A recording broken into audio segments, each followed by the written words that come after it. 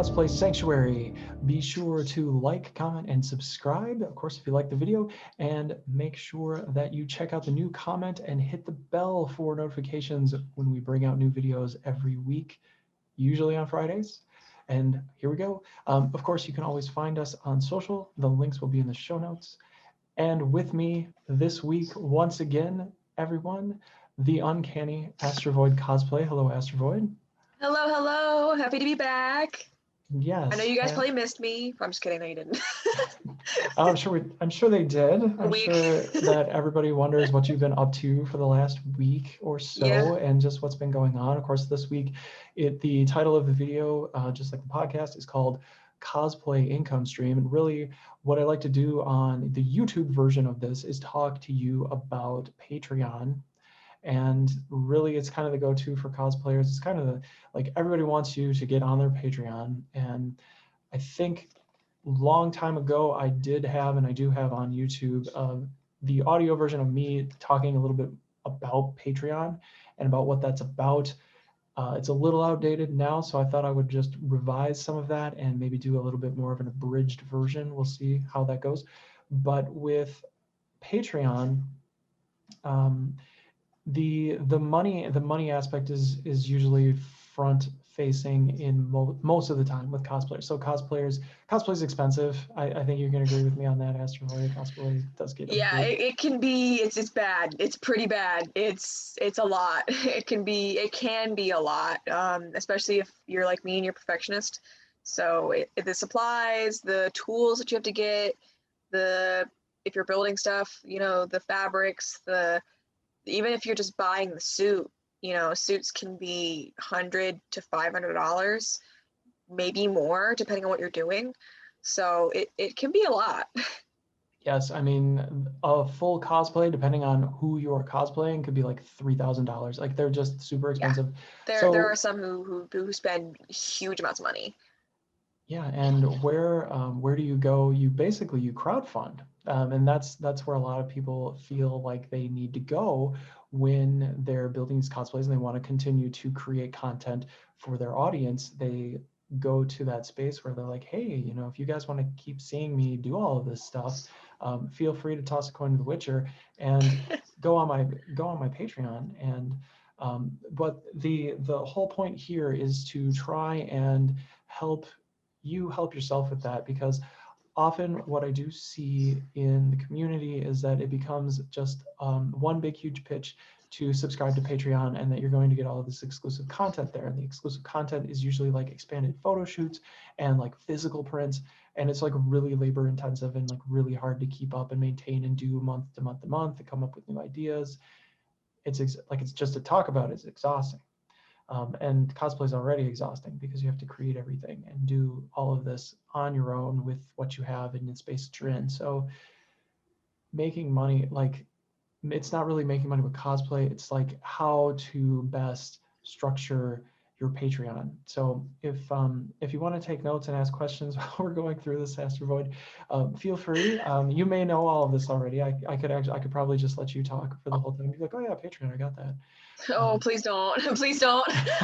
Before we started this, I was like, I don't know anything about this. You're throwing me to the wolves. But Patreon really, being a patron of somebody means, that you're giving to them because you appreciate what they do. Right. And with Patreon, that kind of is like the name of the game. The big suggestion from me for that is to be relatively focused and not very pushy about bringing people on that platform. So you really want the right person to support you, and that you really want to treat them kind of like a client. So if we're creating a Patreon for the show, that those people really are like people that I want to work with. Like I want to be able to go deep on something with that person. And I just, like one of the easier ways, or maybe one of the just a different way of doing that, to be able to speak to a group and offer them some sort of like coaching or something like that. And you can do that in different ways inside of cosplay. You can, if you have skills, like how to do foam armor, and how to do, how to sew, how to style wigs, that you can have that be your content inside of Patreon, But depending on what tier or depending on how you structure that, and that's where it gets really tricky, is finding the right structure and finding the right people, is that you can really work with that person. Like you can work with them, like you can video with them, and really add value in that space that you can't in other space. Like you can create, how-to videos, which is something that we intend to do, but that you can tell everybody how to fish, but it's really cool if you can sit down with a person who's really struggling with fishing and like show them like this is like how you catch a bass, like you use this lure with this, and it's really like just for what they want, and that builds a lot of know, like, and trust with that group, and it's because they wanted a little bit more than what all the free stuff is giving them. So that's kind of like in a nutshell where I would go with Patreon. I guess I could take a little breather here and step back. Astra, what are your thoughts on Patreon overall? Like, does it even make sense to try and get on or anything like that? Like, and especially like compared to like Coffee or other places that you can go where people can basically just give you money. I don't know. I've always kind of felt kind of conflicted about it, mainly because I don't like asking for things. I don't know. I'm one of those people where I feel very awkward, especially like I'm very, conscientious about like money and stuff like that. So I always feel weird asking people about it, I guess. Like, hey, pay me. Like, that feels so weird to me. I don't know. It's just how I am, my personality, I guess. And also, I guess on top of that too, when I started all this, it was never a thing of like, I want to get paid. It was never like, I want to do this as a job. It was, I'm a nerd. I like nerd things. I want to do nerd things. And this is one of those nerd things. And then it turned into, oh no, I have to buy all these supplies and tools and I don't know how to do this. And it became, can I get this for Christmas? Can I do this for my birthday? Like that's how I kind of got started with stuff. Was I had my family, like they're like, well, what can I get you for like Christmas? And I'm like, phone. Please get me phone. I need phone. Stuff like that. So for me, like if people want to do Patreon and Ko-Fi, that's great. I don't know how.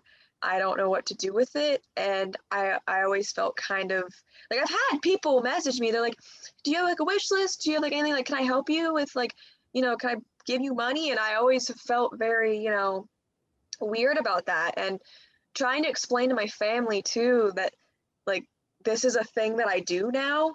And like, I make money doing this. It's not like I make thousands of, no, I don't. It's literally, I make enough to cycle back into what I'm doing so that way I can continue doing the thing. It's like a giant circle.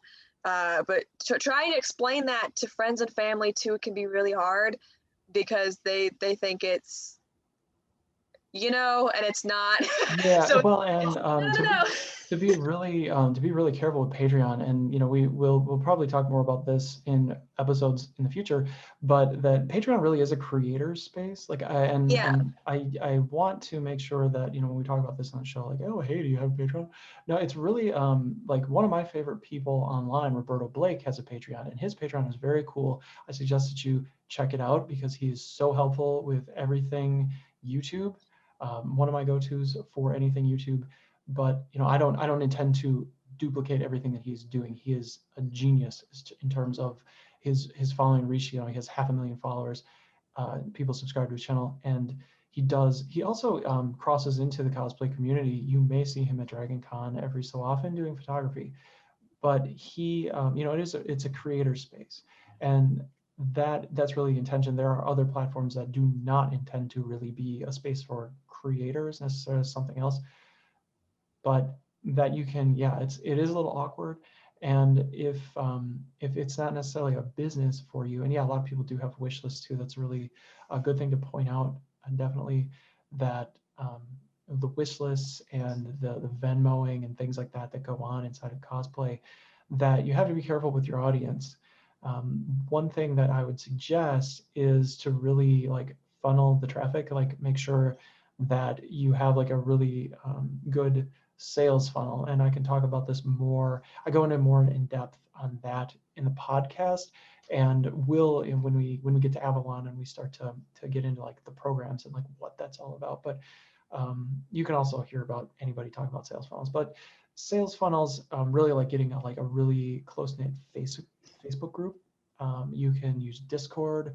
Even like YouTube can be a funnel to go to other paid things. And yeah, a big disclaimer, like people who put stuff on YouTube don't necessarily make a ton of money. You have to put in so many hours and you have to get so many subscribers before you even monetize. And then when you do, it's really all based on who clicks on ads. So it's not like hundreds of thousands and millions of dollars. Like there's like maybe like 1% of 1% of people on the platform who can do that, like PewDiePie or someone like that. Yeah. Like it can be really good supplemental income. And that's kind of like part of the idea, is that Patreon's like part of the equation. It's not the only thing. So you want to make that a little bit more passive for yourself, a little bit easier to maintain as a cosplayer, because you have all this other stuff you have to do, like making costumes takes a lot of time, takes a lot of energy. A lot of time. Yeah. And I've always felt really guilty about like the idea. I think that's why I kind of like the idea of Patreon, because I've always felt the guilt for me comes from, taking but not giving. So like taking someone's money, but then like what do I do with that? Like what do you get out of that? You know what I mean? Like at least with Patreon, it's one of those situations where it's like you're paying for stuff. Like I am providing creation stuff for you. So it's not just it's an exchange more so than just to take my stuff. And it's like, okay, so I think that helps too with creators, in the sense that we feel like we're doing stuff and it's not just this kind of slimy feeling of like, oh, I just took like money from you and I feel bad because you don't have anything to show for it. Well, I guess to really bring it short for the show and just talking about Patreon, that you can you can get started anywhere with anything in the space that you're in. You don't have to monetize, of course. Cosplay is a hobby, but if you are looking for that and you're looking for more in-depth discussion, we can certainly have that. You can always email us at the show. You can DM me if you'd like from Heroes on Instagram. I'm always happy to answer a few questions here and there, but really check out the podcast too, because we do talk a lot more about monetization and just like how cosplayers can build income streams there as well. So that is all I have today. Astra, do you have any parting words or thoughts or opinions that you would like to share right now? Yeah, no, I know this was a very quiet episode from me. I'm usually the talkative one. I'm sorry if I disappointed you this time, but yeah, this was definitely Scotty's lane. He knows everything about that. He's helped me so much with stuff because I have no idea what I'm doing in that avenue. But yeah, that's all I got, I guess. I learned today. I hope you learned. I was learning with you. I'm sitting here like, okay, yes, taking notes. So right. yeah, that was fun. Thank you guys for being here. All right. Do you want to sign us off for today, Astra? Do I get to this time? That's so exciting. Why don't you sign the show off? Okay, I'll do my best. All right. Well, thank you guys so much for watching. Thank you guys for being here. Again, if you would like to see more, check out the podcast. If you would like to see anything from us, our socials will be down in the description, the bio, the stuff that it's always there. You know where it is. And yeah, so this has been the Heroes of Cosplay Sanctuary on YouTube. And thank you, Scotty. And my name is Astra Void. And we will see you next time.